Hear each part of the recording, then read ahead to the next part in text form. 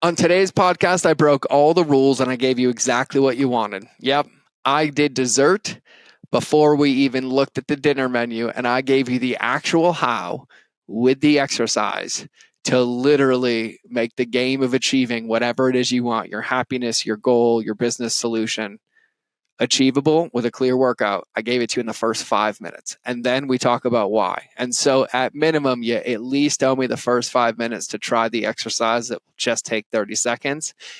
So we give you that plus much more. No, we, but all that. I'm just going to stop now because we should cue the intro. Let's just get into the episode.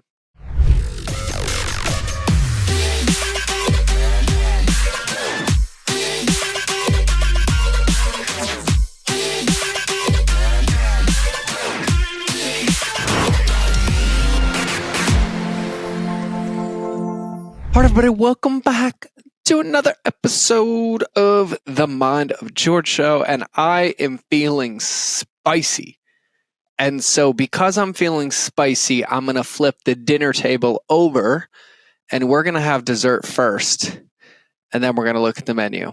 And what I mean by that is that in the last podcast, in episode 422, I referenced a clip from Mel Robbins with an exercise, and I'm going to start today's podcast by just giving you the exercise and framing it. So about a minute or two into the show, so like 3 minutes from now, I'm going to give you the actual exercise. Then I'm going to break it down under the lens of happiness and business and why I think it matters and how we can use it as a tool. But we're going to have dessert first. So I'm going to give you the straight tool. So in the lens of this tool, let me set some context for this clip from Mel Robbins. So if you don't know who Mel Robbins is, you should. Her content's incredible. Her ideas are incredible.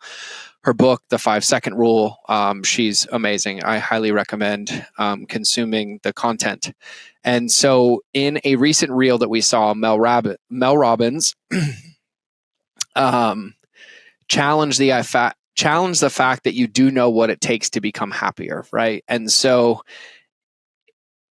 with this, what happened with Mel Robbins, she gave a challenge to her daughter, right? And so before I give you this challenge, and I am giving you dessert first, what I want you to think about this is I want you to think about this through two lenses. Lens one could be in your personal life, right? Through the lens of anything that might be important to you, goals, relationships, your fitness, your hobbies, you're filling your bucket, like anything that might be out of alignment or out of whack, right? Bucket number two could be the business, right? Around business, core functions, revenue, things that might be broken in the business, because this tool applies applicably. That was a silly thing to say. This tool applies applicably. Like, this is where you can tell, like, I'm uneducated and there's 3 colors of crayons in my box. This tool is applicable to both sides as a literal prescriptive workout to use to get into momentum and back into the game. And a lot of the books we recommend, a lot of the mindset work we do, a lot of the systems and things that we build, this accomplishes in a very short time. And so her daughter had basically hit rock bottom, and we'll link to the clip below. So the clip is below this episode, so I recommend everybody watch the clip. I think it's 60 seconds, so it's very easy, very short, and she explains the exercise as well. So her daughter had hit rock bottom, like basically drinking her feelings away, and said to her mother, I literally don't know what to do to be happy. Like, I don't know how to be happy. I don't know what it takes. And Mel Robbins said, I believe you do, and I believe that we all do. And so with that, she told her daughter to take out a piece of paper and draw a line down the middle of the paper. And on the left side, she asked her, when is a time that you are happier than you feel right now, right? And she brought a time to mind in her life a couple months prior. And then Mel Robbins said, on the left side of the paper, write down what your day looked like. Like, what were you doing? I was leaving the house at 7:30. I was going to the gym for 45 minutes. I was drinking water. I was eating this. And you literally, on the left side of the paper, you write down everything from that happy moment. And then on the right side of the paper, so like on the left side, like what habits did you have, right? And then on the other side of the paper, what are the things that you're doing now, right? So in the lens of like something isn't working or you're unhappy, what are you doing now day to day? What do your habits look like? Well, I don't wake up with the alarm. I don't go to bed on time. I watch 3 extra hours of Netflix. I do blank. And on the right side of the paper, you write down the habits that you have now. And then the game is won when you make a comparison of how you used to show up that is a measurable control of what worked and how you're currently showing up. And the game is lost when we look at the gap between the two of them and we get overwhelmed by how much is there. The game is won when we find one small piece and we bring it back into alignment. And that's where Mel Robbins' 5-second rule comes in, right? 5, 4, 3, 2, 1, go. But like, let's say one of the things that you notice is you started consuming soda a lot and established a soda habit that's very unhealthy, myself included. I have a guilty pleasure of Coke Zero. And you want to tone it back down and you realize that it's affecting you, and you felt better when you were only having 2 a week. Well, if you're having 7 a week, then you make a goal to have, 3 less a week and do that consistently till it's just a new habit. And then you pick another thing or you habit stack on top of it, like atomic habits, right? And so the reason I wanted to give the tool first, because this is a tool that we use when you think about coaching or when we're doing business intensives, or even when me and my business partners are working together collaboratively on problems or challenges with each other, we end up putting each other through this exercise or some semblance of this exercise. Or we recommend you go read Mike Michalowicz's book, which is Fix This Next, or Clockwork, or you identify your needle movers or your not to-dos, which is the same thing. This just simplifies it down to a core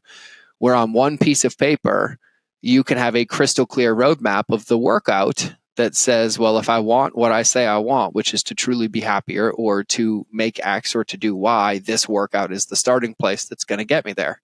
And really what we're looking for is the bite that gets us into momentum, right? And I'll give an example with the podcast. I love this podcast, but beyond anything I do, I love this podcast. But in human design, I'm a generator, and my default's to respond. And I understand this very well now because it's in tune for me. So recording this show alone in my office in Big Fork, Montana, is difficult sometimes when there's not somebody to ask me a question or to read their energy to bounce it off. And so it creates this resistance sometimes to recording. And then the moment I hit record, I feel better and I love it and I'm like going, but it's still better with somebody in person. But there's been plenty of days, and I could say hundreds of hours missed of productivity because those things would get in the way and then I would get distracted. But on paper, it was figure out a solution and kind of put it into practice. And so this comes down to when we identify the things that will work or the things that will get us momentum or move them, it's really getting the support to take the action, because nobody can take it for us, right? I think it's such a powerful, powerful tool. So in the lens of today's show, because anxiety has been coming up a lot, and not just in me, meaning like every single conversation I've had with people, customers, clients in the last couple of months has all been around managing anxiety and all this resistance. And that's why there's this tone of a lot of mindset around the podcast right now, because these are all tools that help develop that resilience and get us kind of on the field. And so now in giving that tool, I want to talk about it in the lens of how Mel Robbins talked about it in the full clip and give you some context here as to ways that this might apply or ways that you can use it now that I gave you the exercise and the practice at the beginning, right? And so, in the lens of happiness, right? Like we always typically want to be happier. We're pursuing something. In the last podcast, I talked about building systems around things instead of having goals, like long-term pursuit. And we go to pursue things that we want to change or we want to fix. And there's nothing wrong with that. Like it's okay to want to be stronger or to want to look different or want to be better at email or to want to make more money or to want to do whatever it is that you want to do. And, happiness is this subjective thing, right? And I've been doing a lot of research and reading around this lately and deep in the hole. And really happiness comes from a combination of intentional activities that might bring you enjoyment, knowing that in the process of them that it will come, right? It's an active thing. But it's not something that's achieved and it stays. It's things that, adjusts and goes, and things that come and go, things adjust. And a lot of times we get stuck thinking like, I don't know how to change this. I don't have the answer. I'm overwhelmed. I mean, for me personally, 3 months ago in the business, I had like a breakdown. I had like an identity crisis. I literally had convinced myself that I shouldn't be teaching customer journey anymore. And that, it wasn't landing, it wasn't working for people. And I realized like I had been off the field for a while. I was in fulfillment with customers. I hadn't talked to an audience. I hadn't given a keynote in a while. And I literally felt stuck. So I started calling all my friends for help and I just couldn't see it. And they're like, no, man, you're fine. Like, just keep doing what you're doing, keep doing what you're doing. And I'm glad that I did, because I realized one of the things that was missing was one of the things that I love more than anything, which is speaking and serving people and doing customer journey trainings and answering questions and solving things in businesses. And it's something that I stopped doing, not by accident. I mean, not by intention, but by accident because of business creep. There were so many other things that came in that took my time. It basically prevented it. And I could not find a solution. And I stayed stuck in this energy for probably like 2 months. This was maybe 4 months ago, 5 months ago. And it was pretty dark and I couldn't really find my way out. And then I ended up going and giving a keynote and instantly like everything clicked. And I was just kind of reminded of the fact that this work really, really matters. And I've lost the game many times, not permanently, but temporarily, thinking that because this play works or these habits work or because I'm happy now that it's going to remain that way. And it's not, it's an adjustment. It's a constant adjustment, right? And so one of the easiest ways to win this, though, is to realize that the game, for me at least, and this is just my belief, the game is not won in our heads. It's lost in our heads and it's won in action. It's only lost in action if you keep going the wrong direction, which most of us never do because we won't break things, right? And so we lose when we over ruminate. We lose when we overthink and overanalyze. And sometimes it's just because when we're so triggered or when things are hard or dark or we're sad, you can't see your way out. And that's completely normal and that's completely okay. But it's in those moments when we recognize it that we bring some clarity in. We use a tool like this to draw a line down a paper, or we go to a tool that we have from our SOS, like movement or breath work or sighing or other things that I've talked about on this podcast, to try to bring clarity, not so that it's going to be solved, but knowing that nothing's going to change unless we change. So our goal would be to find clarity on like what thing we could potentially do or what direction that we could go in. And so the reel was around happiness, right? And so, she challenged the idea with the fact that you do know what you want to do to become happier. Like, we do know what we need to do to become happier. And I've really sat with this because I've been talking about this a lot, but I'm really proud of myself for how physically healthy I am without the intensity and without the extremes, and not because I want to look a certain way. Like, I just actually really, really feel good. And I can't sit here and say that a year and a half ago when I didn't, that I didn't know exactly how to fix it. I did. I 1000% did. I wasn't ready to, but that's a different story. But I was convincing myself that I didn't. And it's one of the reasons it took me long enough to shift, right? And so it's typically that when we get overwhelmed, we get triggered, we get unhappy, it's that we just can't remember. That's what it really, really boils down to, is that the pressure, the noise, the overwhelm, the emotions that are happening in this current moment, whatever that moment be, are so loud or so obnoxious that it basically clouds all of our memory and we don't remember. And so we have to utilize things, tools, resources, community support, whatever, to remember what it is that makes us happy, because no one externally to you can tell you what to do to make you happy, whatever it's in your business and your personal. Like, you have to know, you have to choose the behavior. It has to be aligned. And so just one important disclaimer, and I know I'm throwing this in the middle of the show. This is for those of us who think we may be in a funk, but it's also a tool for those of us who aren't. Just a way to think and a way to even look at this. Like, if you think about future self-journaling, which I talk about all the time, this is really about putting pen and paper about where you are and where you want to go. So this tool can also be utilized to look, well, here's where I am. And you fill out the left side of the paper first. And then here's where I want to go and like what it might think make me happy or might boom. And you start to plug in the gap as well. Right. But we all experience days where we all feel a bit off, or we just don't feel like our normal selves. And that's completely fine. Right. But if you're someone who feels so defeated and doesn't have the energy to do even the basic things, this isn't going to cure that feeling. Like, this is not like a one size fits all. And I want to be clear that, like, I talk a lot about mindset. I talk a lot about tools. I am not a psychologist. I am not a therapist. I've spent many, many, many, many, many, many thousands of hours in chairs on the receiving end.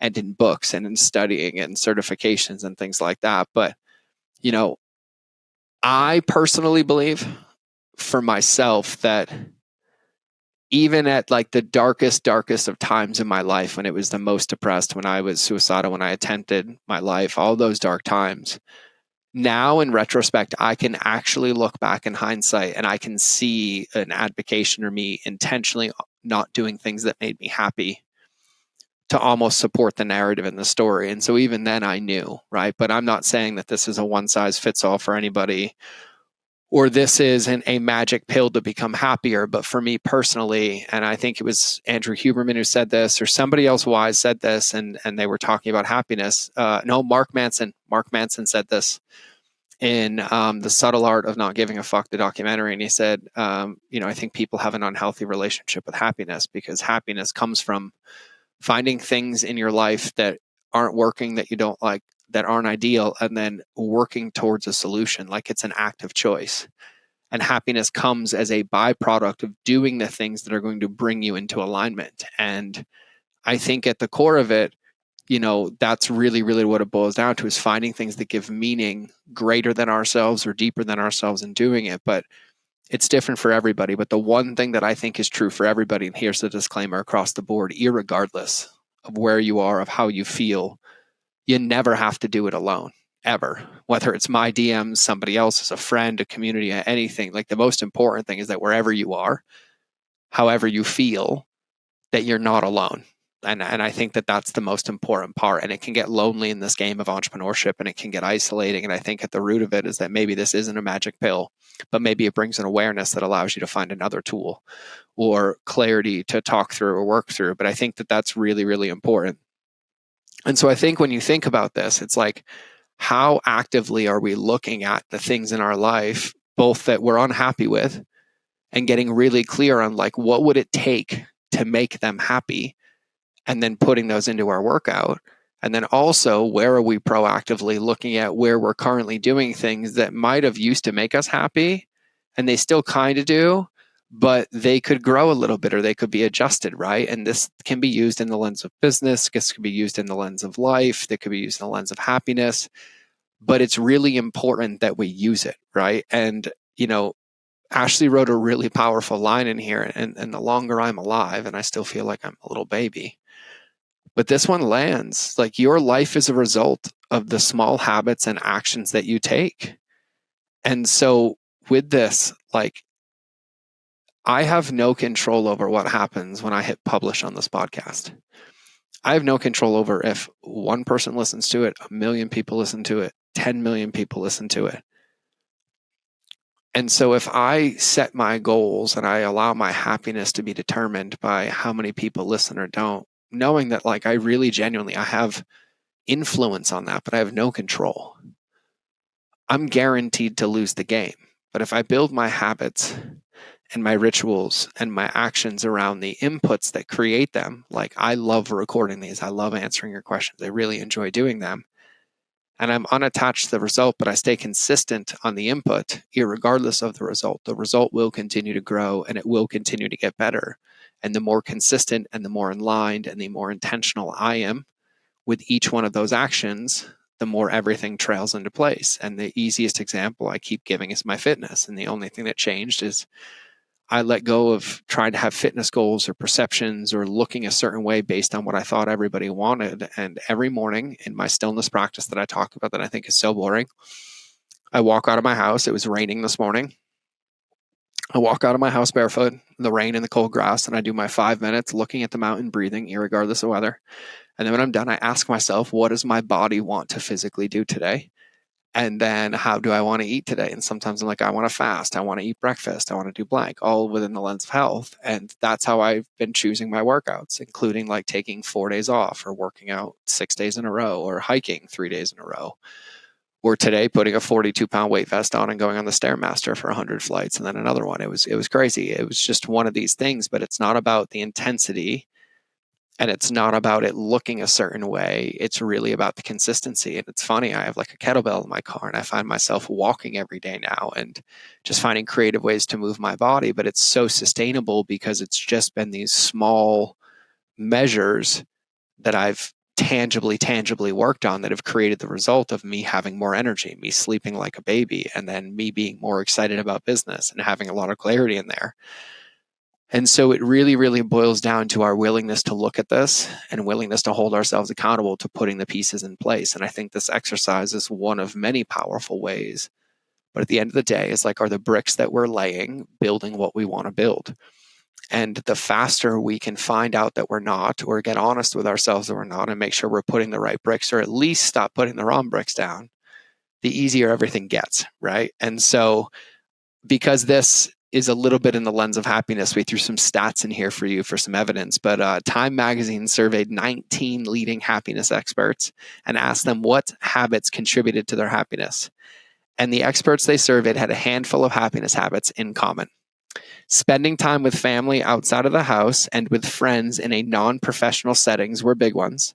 The majority did both at least once a week, and many gathered socially 3 to 4 times a week. Pursuing hobbies such as art, music, cooking, or reading was also universally important.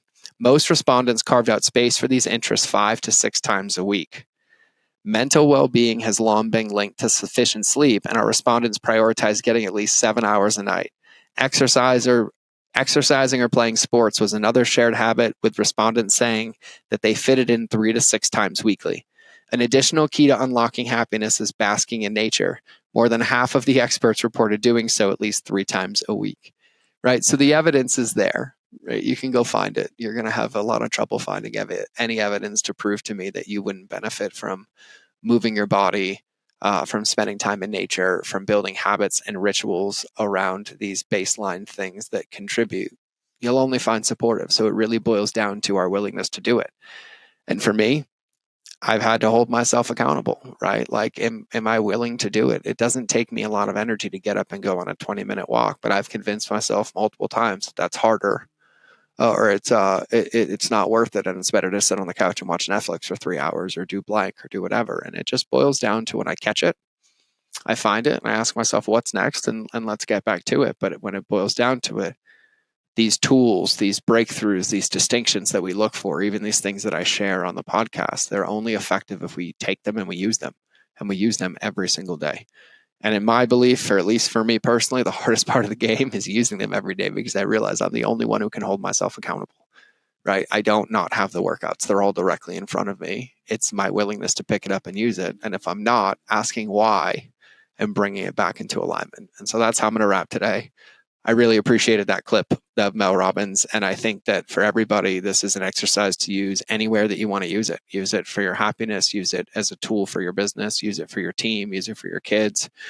Use it for your clients, but use the awareness of it to start making these commitments and understand that this is where happiness comes from. And the more we're willing to do this, and the faster we're willing to do this, and the faster we're willing to identify the things that might be missing, put them on paper, and then most importantly, put them into practice in our life, the faster everything gets in momentum and we achieve the things that we want to achieve. And at the end of the day, that's our vision. It's our bricks, one by one, bite by bite, piece by piece. And this was another piece in the puzzle, or at least another episode of the podcast. So we'll wrap this one right here. So I appreciate you. I love you. If this landed, if this resonated, please take it into practice. Please take it into action. And if I can help you in any way, please shoot me a DM and let me know. If you haven't grabbed an event ticket, go to mineandgeorge.com/event and make sure you come to the best event in the world, which happens to have nature, places to walk, and me forcing you to do it. So you'll get all the benefits on top of coming to the event anyways. But other than that, that's where we're going to wrap today. I hope you have a beautiful day. Remember that relationships will always beat algorithms, especially the one with yourself. And know that you never have to do it just by yourself, because I know at least me, our community, and our team will be in your corner. So have a beautiful day. I will either see you in the next episode or you will hear me in your earballs, but we are out.